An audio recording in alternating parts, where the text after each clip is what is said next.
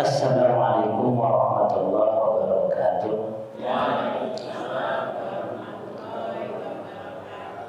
Alhamdulillah, alhamdulillahirabbil alamin wa bihi nasta'inu ala umuri dunya waddin wassalatu wassalamu ala asyrofil anbiya wal mursalin amma ba'd.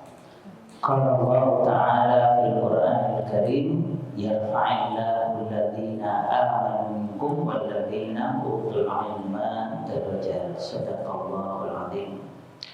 Alhamdulillah, bapak-bapak, ibu-ibu, adik-adik, jamaah yang dirahmati oleh Allah. Pada ba'da maghrib kali ini, pergantian hari, ini kita ngalamin nanti. Bukan maksudnya pun hijriah. Karena kalau hijriah itu masuk maghrib ganti hari. Berarti ini Napa Bu? Ini dinten Senin apa dinten Selasa Bu? Pun lebet dinten Selasa. Makanya nek tiyang Jawi nyebutipun malam Selasa karena malamnya sudah masuk hari Selasa. Nah, ini agama kita itu mengajarkan. Makanya nanti kalau jenengan mau cerita umat terdahulu itu pergantian hari juga mulai maghrib. Cerita Nabi membebaskan Baitul Maqdis. Ada Nabi pergi ke arah Baitul Maqdis, kemudian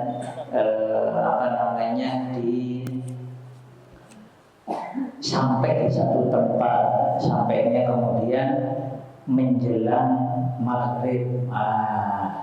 Kenapa kok kemudian Nabi ini sampai meminta kepada Allah, ya Allah, hentikanlah matahari sejenak, karena begitu maghrib sudah ganti hari.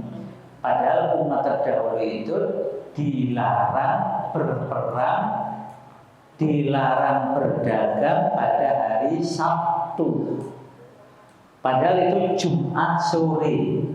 Karena sudah Jumat sore pun ajeng maghrib, maka Nabi itu meminta untuk matahari berhenti beredar. Nabi sinten nggih? Nabi Yusha bin Nun. Ini namanya enggak muncul dalam Quran, tapi namanya muncul dalam hadis. Nah, Nabi Yusha ini muridnya Nabi Musa alaihissalam. Nek jenengan mau surat Al-Kahfi, nanti ada cerita Nabi Musa menemui Nabi Khidir. Yang dampingi itu disebut oleh Allah Fatahu. Dua kali, ayat 60 dan ayat 62 di surat Al-Kahfi. Nah, itu maksudnya adalah Yusha bin Nun. Nah, itu kenapa kok sampai minta matahari tidak beredar dulu? Karena begitu masuk maghrib, masuk hari Sabtu, tidak boleh perang, tidak boleh jihad, tidak boleh dagang, khusus ibadah. Maka minta dihentikan sementara. Itu satu-satunya Nabi yang diizinkan menghentikan matahari sementara atas izin Allah. Nah, makanya kalau kita nggak paham namanya itu hijriah itu memang rada repot. Oleh karena itu Qiyamul Lail itu juga ngitungnya malam ganjilnya, bukan siangnya ganjil, malamnya kan betul nggih, tapi malam ganjilnya, karena sebenarnya maghrib sudah masuk hari baru. Berarti saya kita pinten niki?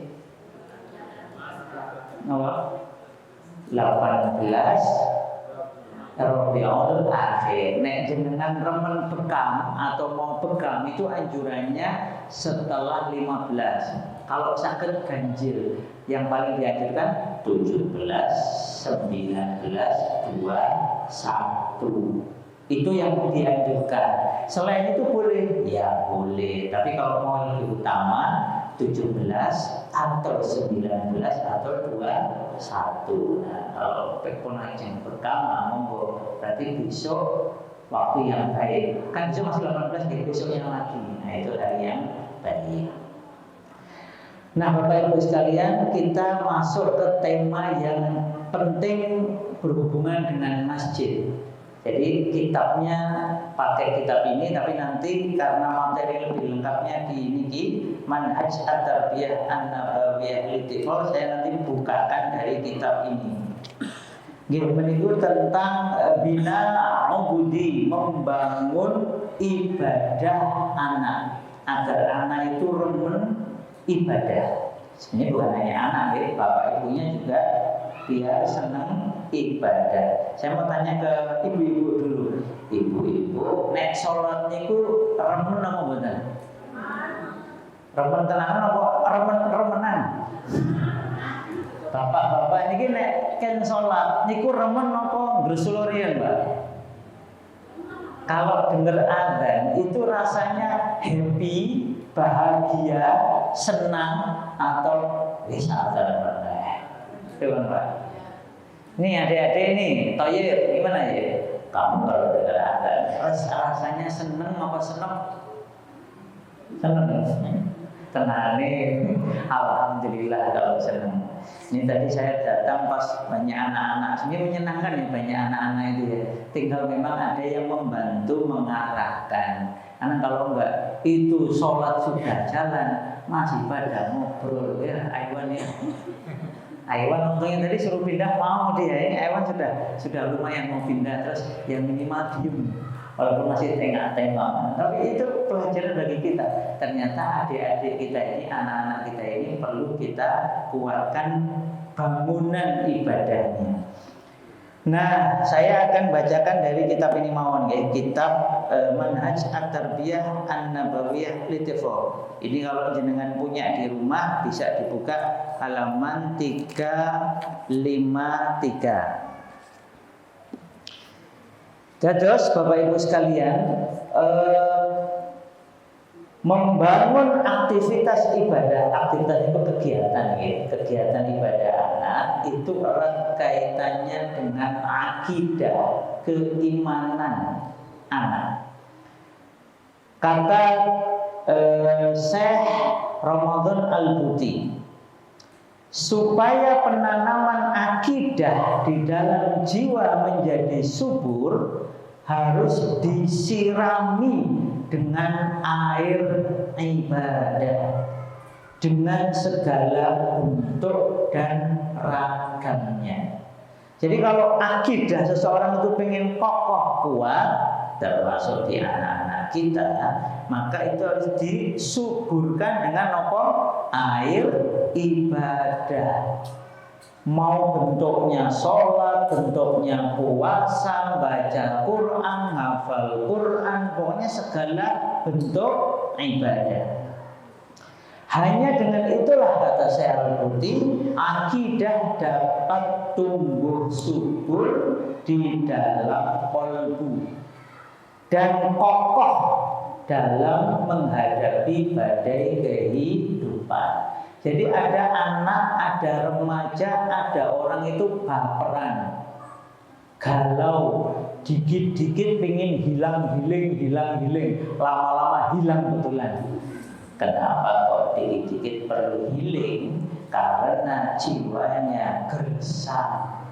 Kenapa jiwanya gersang? Karena nggak subur, kurang air ibadah, kurang dipupuk dengan ibadah.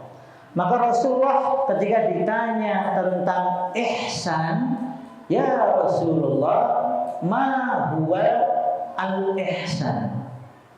Niki namanya pun masjid napa? Masjid napa?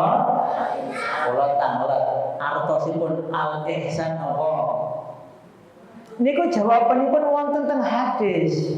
Perlu di anu nih, namanya didamel kayak kaligrafi ini, tampil gede-gede. Ketika Rasulullah ditanya, ya Rasulullah, ya Muhammad, karena yang tanya ini laki nyamar nih, malaikat Jibril. Ya Muhammad, akhbirni anil ihsan. Muhammad, kabarkan kepadaku tentang ihsan. Jawabannya berikut, anta budallah ka'annaka tara fa in lam takun tara fa innahu yara. Engkau beribadah kepada Allah seakan engkau bisa melihat Allah. Ada bukan orang yang kalau ibadah yakin di hadapannya ada Allah? Ada. Contohnya para nabi.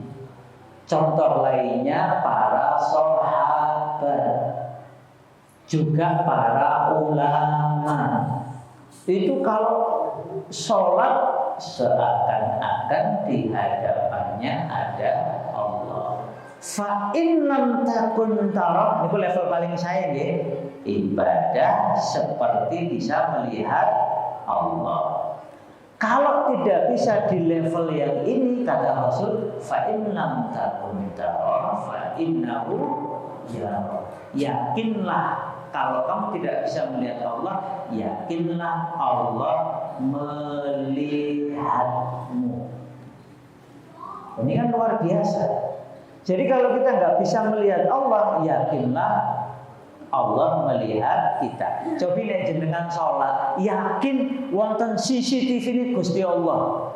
Wonten boten jenengan sholatnya guyonan. Ini adik-adik ini kalau yakin dilihat Allah, kira-kira sholatnya tenanan apa guyonan? Aiwan nanti dilihat semua. Berani nggak aiwan guyonan? Ya enggak, karena yakin dilihat Allah. Jadi beda sekali kalau rasanya kita itu bisa dilihat oleh Allah. Nah untuk itu datangnya setelah iman. Iman itu bukan hanya masalah tahu. Ada orang yang tahu, ada orang yang hafal.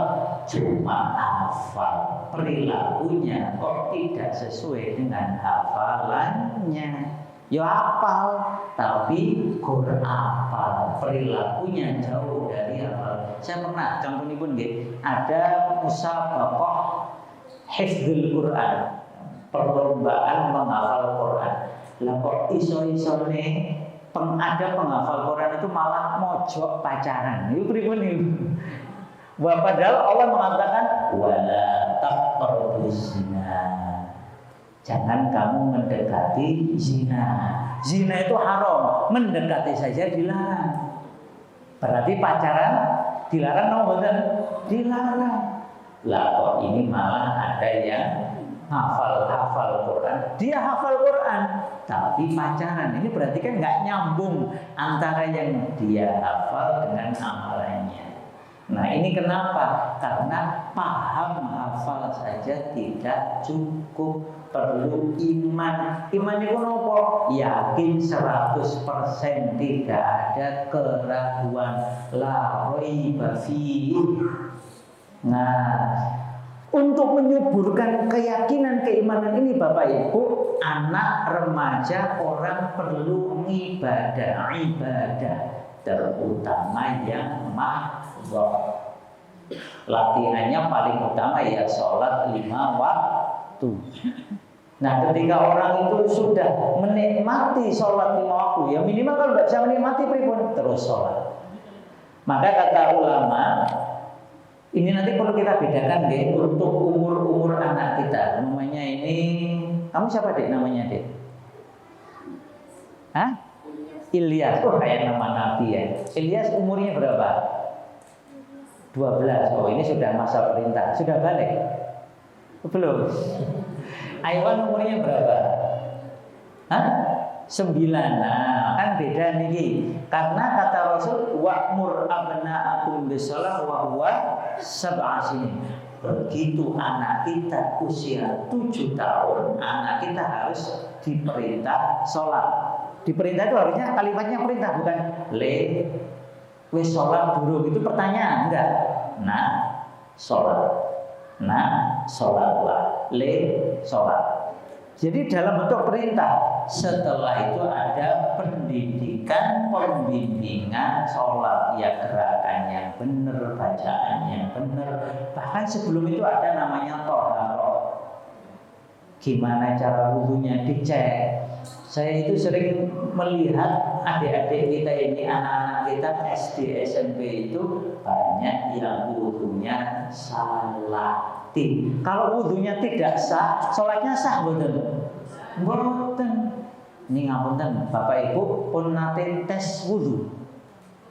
Ini ibu-ibunya, bapak-bapaknya sudah pernah tes wudhu belum ini? Sampun, nanti takmir silahkan melakukan tes wudhu untuk jamaah. Loh, nggak apa-apa kalau sudah benar, alhamdulillah tambah mantap. Kalau belum, agar jadi benar. Karena di zaman Rasul itu yang tidak benar wudhunya itu orang besar. Sampai Rasul teriak, ini pun apa niki? Tumit kaki finar, tumit kaki di neraka. Kenapa? Karena ketika wudhu tidak dibasuh dengan air. Biasanya anak-anak itu atau kita ini kalau nggak hati-hati itu tidak sahnya pertama di wajah, cuma makpiuk, padahal harusnya kan diusap seluruh wajah. Kemudian tangan nggak sampai ke punten ini, ke siku, harusnya kan sampai siku semua diusap. Yang ketiga biasanya di kaki. Makanya memang perlu dites. Tadi siang saya ngecek santri sajadah itu ada yang wudhunya bagian kaki dan bagian sini tangan asal-asalan. Saya minta sebagian ngulang lagi. Padahal itu sudah diusahakan dicek tiap hari. Tetap saja kadang ya, makanya pendidikan itu tidak mengenal kata berhenti, madal hayat, sepanjang hidup. Nah, oleh karena itu Bapak Ibu sekalian, ada 6 dasar dalam pembangunan kegiatan ibadah anak. Ini perlu kita cermati bareng-bareng.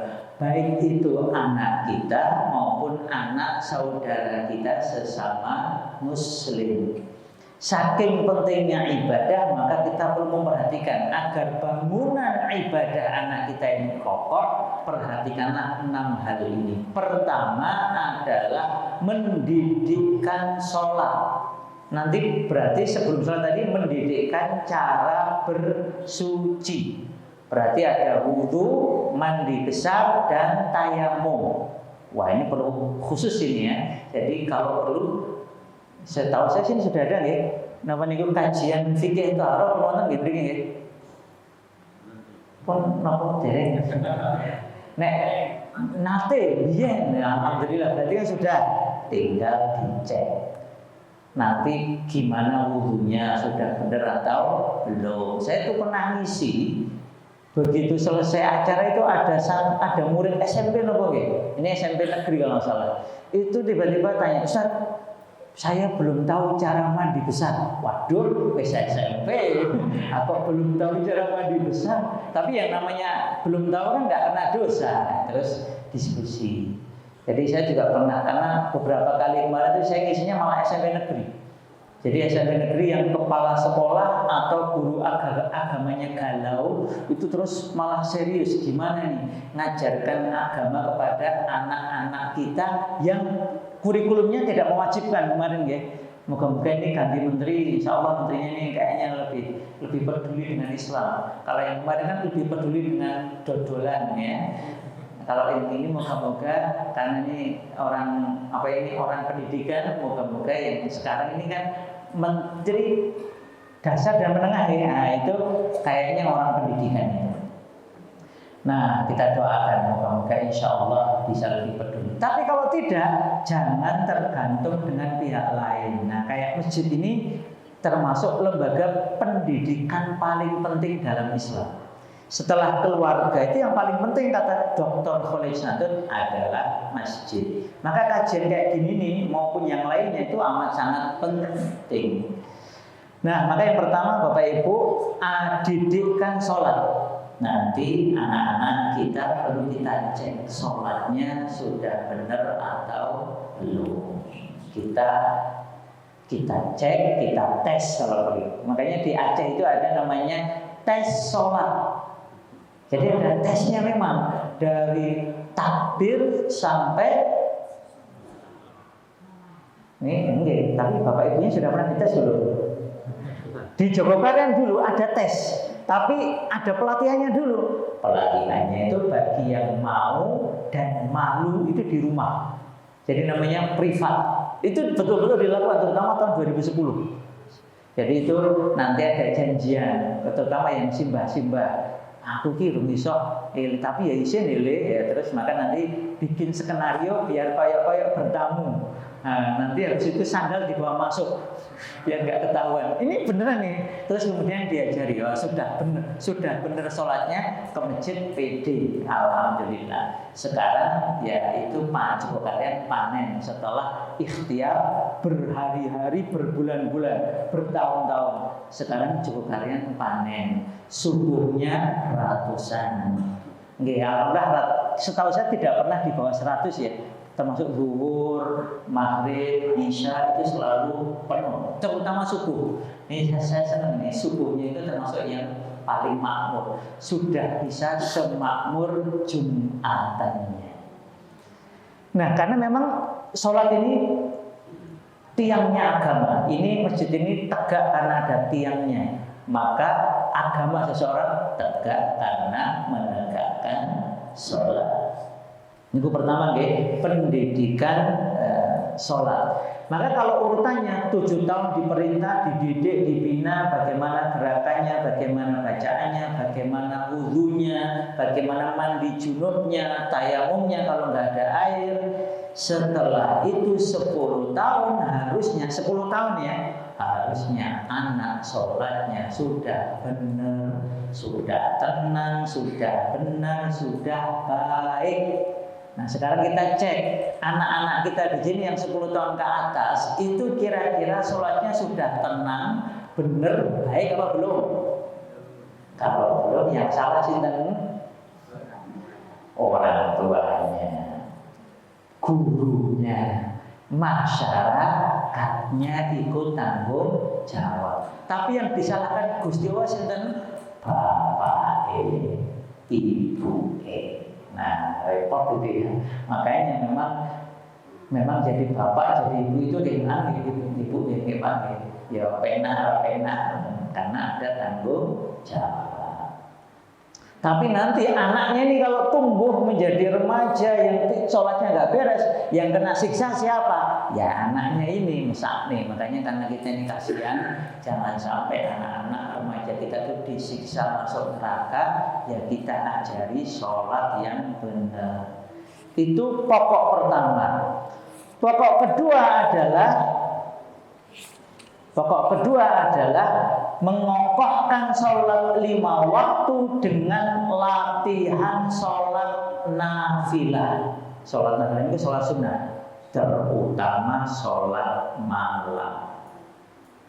Jadi kalau nggak kuat sepertiga malam, anak bisa kita ajari untuk latihan sholat malam setelah sholat isya atau sebelum tidur.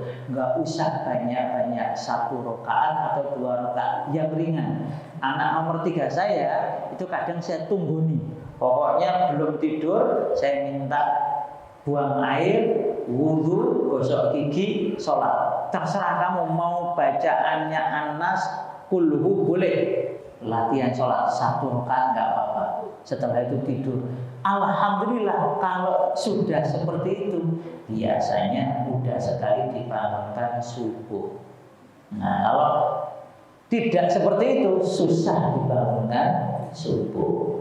Nah ini latihan. Yang kedua, dasar yang kedua adalah ajak anak ke masjid. Nah, ini bapak-bapak, ibu-ibu yang sudah ajak anaknya ke masjid, jenengan sudah melaksanakan perintah Rasul, mengakrabkan anak dengan masjid. Kemudian yang ketiga adalah melatih anak berpuasa. Wow. Ini ada penggerakan massa ini. Yang ketiga itu melatih anak poso. Jadi sebelum datang Ramadan, anak kita latih puasa. Nanti kalau perlu ada buka puasa di sini. Umpamanya pun ini Senin gini. Nah berarti Kemisnya umpamanya atau Senin juga nggak apa-apa, monggo. Sebulan sekali boleh. Atau ayamul bir atau nanti di tanggal-tanggal khusus 10 Muharram. Apa boleh? Kemudian pokoknya Arafah atau nanti di Rajab Sya'ban. Nah, itu nanti ada latihan puasa agar anak berlatih puasa. Di Ramadan juga mulai diusahakan. Alhamdulillah anak-anak saya itu karena sudah dilatih duluan, itu rata-rata 7 tahun sudah biasa puasa Ramadan. Kadang penuh, kadang tidak penuh karena 7 tahun belum wajib. Begitu 10 tahun alhamdulillah anak 1 2 3 sudah 10 tahun alhamdulillah seingat saya tidak ada lagi yang tidak puasa full Ramadan. Bukan puasa beduk ya, tapi puasa full. Ya fullnya itu 3 ya sebulan dan dari pagi sampai maghrib. Kemudian yang berikutnya latihan haji. Nah, ini kapan-kapan masjid damel manasik haji napa? Nek mboten saged manasik umroh, luwih gampil gitu. Manasik umroh kan tinggal pakai baju ihram, ya niat pakai baju ihram terus tawaf, sa'i, tahlul, rampung. Nah, kapan-kapan damel teng mriki napa?